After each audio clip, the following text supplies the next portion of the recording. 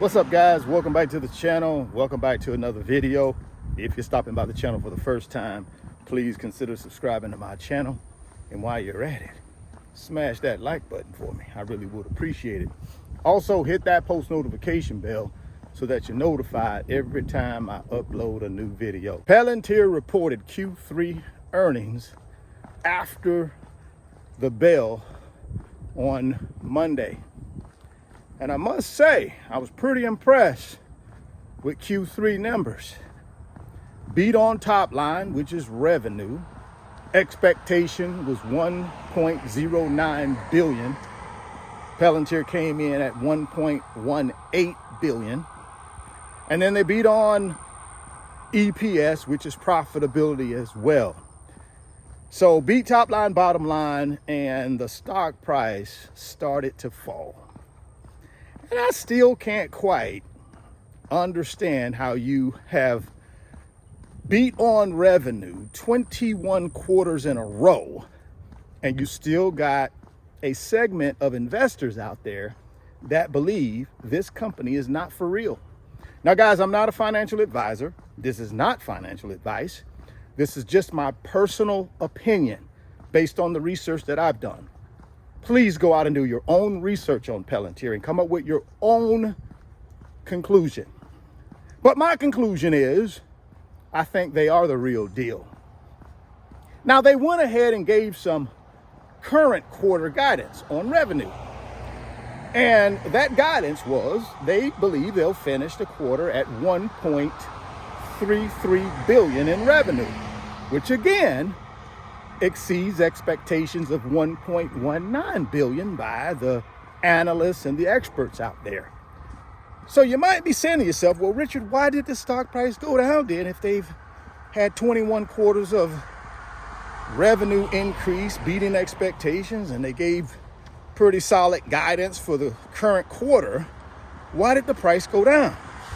Well, based on my research now, guys, and I'm not an expert, but based on my research, my reading that I've done, investors didn't like that they didn't give 2026 guidance, right? Again, a lot of folks out there believe this company is overvalued, right? Based on price to earnings and all this other complicated stuff that I don't understand. But I'm just an old fundamental guy, right? When I played football, it was about blocking and tackling. At the end of the day, you can come up with whatever sophisticated offense or sophisticated defense. It still boils down to blocking and tackling. And I take that same philosophy when I'm investing. I look at companies and I'm just saying, are they blocking and tackling? Are they good blockers, and do they tackle well? And if I come up with the conclusion that they do those two things very well, whether they're a very sophisticated company or not so sophisticated company, I have an opportunity to do something nice with this company. And that's how I feel about Palantir. Now, I've been a Palantir investor for some time now. I really dived in back in January of 2025. And I've been very happy with the results thus far. And I still believe there's more runway. I think this company has a bright future. But again, that's just my personal opinion. I don't have anything to point to justify that other than what they've done on their financial statements and what they continue to do as they continue to build this company. Now, they do heavily depend on government contracts. And I know for some folks, that's a deterrent. They're saying their revenue stream is too concentrated. It's too concentrated in government contracts. But I tend not to go down that path of thought. I know the United States government is going to spend money with somebody for information, to make information easier to understand. And in my opinion now, again, just my opinion, there's no other company at the level that Palantir is at when it comes to taking large amounts of data and breaking that data down so that whoever they're doing the work for can then take those results and easily make decisions. I don't think there's another company out there that is at that level that Palantir is. So I think that gives Palantir an advantage And I think they're working really, really hard, in my opinion, to diversify their revenue sources. That's why they're in the private sector right now, doing much as they can in the private sector in order to build up the private sector revenue, right? And they're doing a great job of that. Now, I don't have a breakdown of that for you guys. Again, I'm not here to do a deep dive into Palantir and convince anybody of anything. I'm just telling you a few little tidbits of why I like the company. You got to go out. It's very easy for you to go out and go to Palantir's website and start poking around in there, and you'll find out a lot of good information about this company. I'm not saying there aren't other companies out there that do what Palantir do, but in my research, I don't find a company out there that does it at the scale that Palantir does it and offers the software mix for their clients that Palantir does. So I'm bullish on Palantir.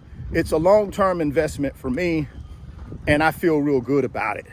Drop me some comments down in the comment box and let me know what you guys think about Palantir. Is it a company that you have on your radar? Are you currently a shareholder?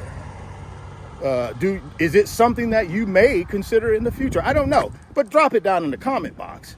Just give me your thoughts on Palantir. I like to get others' thoughts on this, especially folks that rock with me and watch the YouTube channel. So please do me a big favor. Drop it down in the comments and give me your honest feedback on Palantir. Do you think it's a long-term winner in your opinion? I was reading an article this morning about D.R. Horton. Now, D.R. Horton is the largest national home builder in America. And they were talking about how they have started to buy down interest rates for new homeowners, first-time homeowners, because that's a big part of their market is first-time home buyers. And, you know, they understand the obstacle in a lot of people's way and prevents them from home ownership, especially first-time home buyers, is that monthly mortgage payment. So they've been buying down the interest rate for a lot of their first-time home buyers, and they have started to see a positive uptick in results from doing that. So they believe it's working, and they're going to continue to do it, up to a 3.99% buy down on the mortgage rate, which certainly will help a lot of first-time home buyers be able to afford getting into a new home. I thought that was pretty innovative, and that's just to me now, again, personally, just to me, my opinion is that's a big company trying to figure out a way to continue to grow and be profitable. They'll give up some of the upside. They give up some of the upside so that they can build more homes, right? Get more people in homes. And I think that's awesome, where companies are starting to say, well, you know something? It's very competitive out here. Even though we're the largest home builder in America, we can see that profitability is slightly going down. Home turns are slowing down. So we got to do something in order to boost up sales.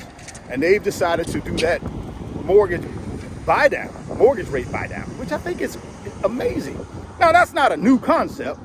Companies have been doing that for years and years and years. But when you look at a national home builder, the largest national home builder, D.R. Horton, and they're starting to do it more frequently, then you got to say to yourself, hey, man, this is the move.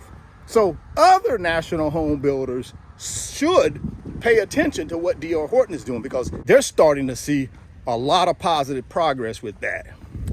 I also saw another article where it was talking about the Fed and their ability to cut rates in December has drastically increased because of their fear that the labor market is continuing to soften. It's about 19 people, I believe, on the FOMC committee, and periodically some of these folks are being interviewed and they're coming out and giving their thoughts on rate cuts.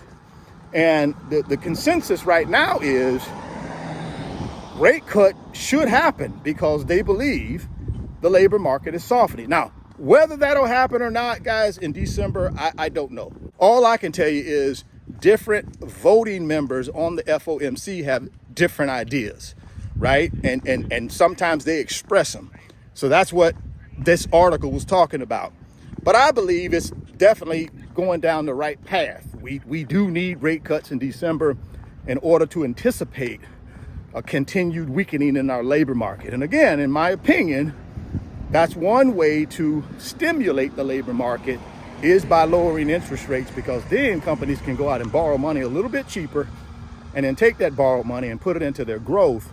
And if they're going to grow, they typically will hire some people to help with that growth. But drop it down in the comment box and let me know what you think about the Fed rate cut in December. Do you think it's going to happen? Drop it down in the comment box. If you're stopping by the channel for the first time, please consider subscribing, share the video, smash the like button. Thoughts become things. If you can see it in your mind, you can hold it in your hands. You guys keep chasing your greatness. Never stop believing in yourself. Stay healthy, get wealthy. Catch you on the next video. Peace. Moomoo is going to give you some NVIDIA stock when you open up a new Moomoo brokerage account and make a deposit. All you got to do is get down to the first link in the description box. That's the Moomoo brokerage link.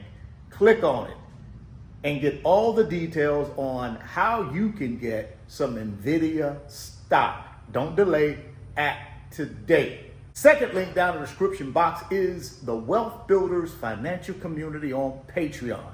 Guys, all we do in that community is help each other build wealth, get to financial freedom and passive income.